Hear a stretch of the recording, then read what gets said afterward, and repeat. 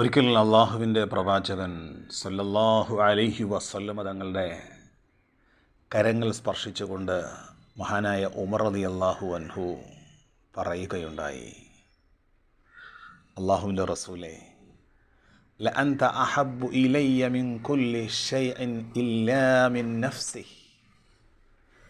എൻ്റെ സ്വന്തം കാര്യം കഴിഞ്ഞാൽ പിന്നെ മറ്റെന്തിനേക്കാളും എനിക്ക് പ്രിയപ്പെട്ടത് അള്ളാഹുവിൻ്റെ റസൂലേ, അങ്ങാണ് പ്രവാചകരെ. ഫഖാല നബിയ്യു സല്ലല്ലാഹു അലൈഹി വസല്ലം ലാ വല്ലദീ ബിനഫ്സി ബിയദിഹി. ആ സമയം അള്ളാഹുവിൻ്റെ പ്രവാചകൻ ഉമർ റളിയല്ലാഹു അൻഹുവിനോട് പറഞ്ഞു, ഉമറേ, ലാ വല്ലദീ ബിനഫ്സി ബിയദിഹി, എൻ്റെ ആത്മാവ് ഏതൊരുവൻ്റെ കരങ്ങളിലാണോ ആ റബ്ബിനെ തന്നെയാണ് സത്യം. ഹത്താ അകൂന ഇലൈക മിൻ നഫ്സിക്. ഉമറേ, താങ്കളുടെ സ്വന്തം ശരീരത്തെക്കാൾ പ്രിയപ്പെട്ടവൻ ഞാനാകുന്നതുവരെ താങ്കൾ വിശ്വാസിയാവുകയില്ല. ഉമറേ, താങ്കൾ പറഞ്ഞുവല്ലോ, എൻ്റെ സ്വന്തം കാര്യം കഴിഞ്ഞാലെന്ന് പറഞ്ഞുവല്ലോ. ഇല്ല ഉമറേ, താങ്കളുടെ സ്വന്തത്തെക്കാളും പ്രിയപ്പെട്ടവൻ ഞാനാകുന്നതുവരെ താങ്കൾ വിശ്വാസിയാവുകയില്ല. അള്ളാഹുവിൻ്റെ പ്രവാചകൻ, അന്നബിയ്യു ഔലാ ബിൽ മുഅ്മിനീന മിൻ അൻഫുസിഹിം വഅസ്വാജുഹു ഉമ്മഹാതുഹും. അള്ളാഹുവിൻ്റെ റസൂൽ സല്ലല്ലാഹു അലൈഹി വസല്ലമ തങ്ങൾ നാം ഓരോരുത്തരുടെയും സ്വന്തം ശരീരത്തെക്കാൾ നമുക്ക് ഔലയാണ്, നമുക്ക് ഏറ്റവും പ്രിയപ്പെട്ടതാണ് പ്രവാചകനെന്നുണർത്തുന്ന ആ വിശുദ്ധ വചനം അള്ളാഹുവിൻ്റെ റസൂൽ സല്ലല്ലാഹു അലൈഹി വസല്ലമ തങ്ങൾ തൻ്റെ അനുചരന്മാർക്ക് അതിൻ്റെ അദബെങ്ങനെയെന്ന് പഠിപ്പിച്ചു കൊടുക്കുകയാണ്. ഇത് കേട്ട മഹാനായ ഉമർ റളിയല്ലാഹു അൻഹു പറഞ്ഞു, ഫഇന്നഹുൽ ആന വല്ലാഹി ലഅൻത അഹബ്ബു ഇലയ്യ മിൻ നഫ്സി.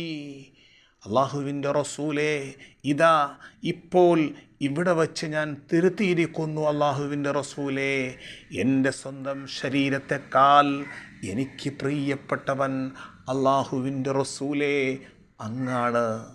ആ സമയത്താണ് അള്ളാഹുവിൻ്റെ റസൂൽ ഓർമ്മപ്പെടുത്തിയത്, അൽ ആനയ ഉമർ, ഉമറേ, ഇപ്പോഴാണ് താങ്കൾ ശരിയായത്.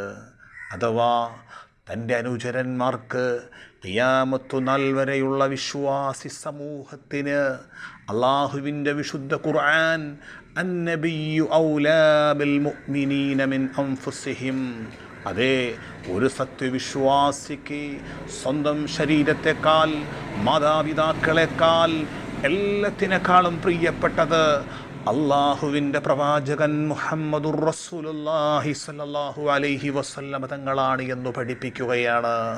നാം മനസ്സിലാക്കേണ്ടത് അവരുടെ സ്നേഹവും അവരുടെ ആഹ്ലാദവും അതൊരു റബീഉൽ അവ്വൽ മാസത്തിലും സമയത്തിലും ദിവസത്തിലും ആയിരുന്നില്ല. പ്രവാചക സ്നേഹമായിരുന്നില്ല. പിന്നെ എങ്ങനെയായിരുന്നു? ഇത്തിബാഉർ റസൂൽ, ആ റസൂലിൻ്റെ വിശ്വാസമെന്തേ? അഷ്ഹദു അല്ലാ ഇലാഹ ഇല്ലല്ലാഹ്, അല്ലാഹു അല്ലാതെ മറ്റൊരു ആരാധ്യനുമില്ല. ഖബറുകളും ജാറങ്ങളും ഏലസ്സുകളും അത്തരം വിശ്വാസങ്ങളുമില്ലാതെ തൗഹീദ് ഉൾക്കൊണ്ടുകൊണ്ട് ലാ ഇലാഹ ഇല്ലല്ലാഹ് എന്ന ആ പ്രവാചകൻ്റെ ഹൃദയത്തിൻ്റെ ഉൾക്കിടിലമായ ലോകത്തിൻ്റെ സർവ്വ മനുഷ്യർക്കും ഏകദൈവ വിശ്വാസത്തിൻ്റെ ആ തൗഹീദിൻ്റെ സുന്ദരമായ ആ ദർശനമായിരുന്നു അള്ളാഹുവിൻ്റെ റസൂല് അവർക്ക് പഠിപ്പിച്ചു കൊടുത്തത്. ആ ലാ ഇലാഹ ഇല്ലല്ലാഹ് എന്ന് പറഞ്ഞപ്പോഴാണ് അബൂലഹബും അബൂജഹലും ഞങ്ങളുടെ പൂർവികരായ മഹത്തുക്കളെയും ആ മഹാന്മാരെയും ഒക്കെ തള്ളിപ്പറഞ്ഞുകൊണ്ട് അള്ളാഹുവിനെ മാത്രം ആരാധിക്കാനും അവനോട് മാത്രം പ്രാർത്ഥിക്കാനും ഞങ്ങൾക്ക് കഴിയില്ല എന്ന് പറഞ്ഞത്. അള്ളാഹുവിൻ്റെ റസൂലിൻ്റെ സ്വഹാബത്ത് അത്ര കണ്ട് പ്രവാചകനെ സ്നേഹിച്ചിരുന്നു, സ്വന്തം ജീവനേക്കാളേറെ. എത്രയെത്രയോ ഉദാഹരണങ്ങളാണ് സഹോദരങ്ങളെ, എത്രയെത്രയോ ഉദാഹരണങ്ങളാണ് ചരിത്രത്തിൻ്റെ താളുകളിൽ നമുക്ക് കാണാൻ കഴിയുന്നത്. ആ പ്രവാചകൻ എങ്ങനെ ഭക്ഷണം കഴിച്ചു, ആ പ്രവാചകൻ അസൂയയില്ലാതെ, വെറുപ്പില്ലാതെ, സ്നേഹത്തോടെ, സൗഹാർദ്ദതയോടെ, മാനവികമായ വിശാലമായ മനസ്കത ഉൾക്കൊണ്ടുകൊണ്ട് മനുഷ്യരെ സ്നേഹിക്കുന്ന, മാനുഷിക മൂല്യങ്ങൾ ഉയർത്തിപ്പിടിക്കുന്ന ആ പ്രവാചകൻ്റെ സുന്നത്തുകളാണ് നാം അനുധാവനം ചെയ്യേണ്ടത്.